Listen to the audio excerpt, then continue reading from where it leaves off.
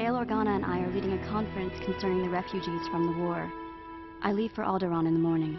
In the episode Assassin, one of the interesting things that we got to do was go to Alderaan. Now this is pretty amazing. I mean, I know we saw it in Revenge of the Sith, and that was very eye-opening because it had these alpine mountains, and it was this kind of futuristic castle set up there in these mountains. And growing up, I had always thought of Alderaan as more of the grasslands that Ralph McQuarrie, I think, had famously painted in early development for the original Star Wars.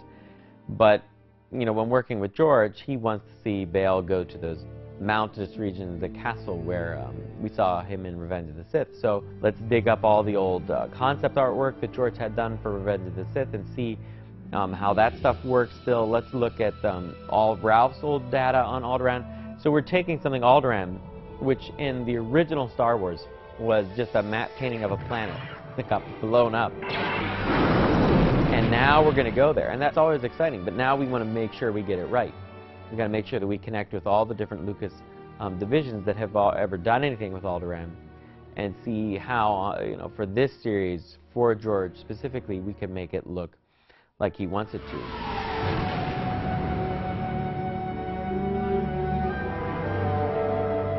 Even Kevin Kiner got in on the act, and he has Leia's theme, a very reminiscent note of Leia's theme as Padmé's landing on the platform at Alderaan.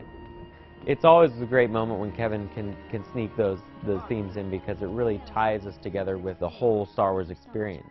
One of my favorite sets on Alderaan is probably the big conference hall where we have a wonderful painting done in the background. It just kind of gives you a sense of history, a sense of culture for Alderaan, and it's just really wonderfully done. And I love those types of details in the sets.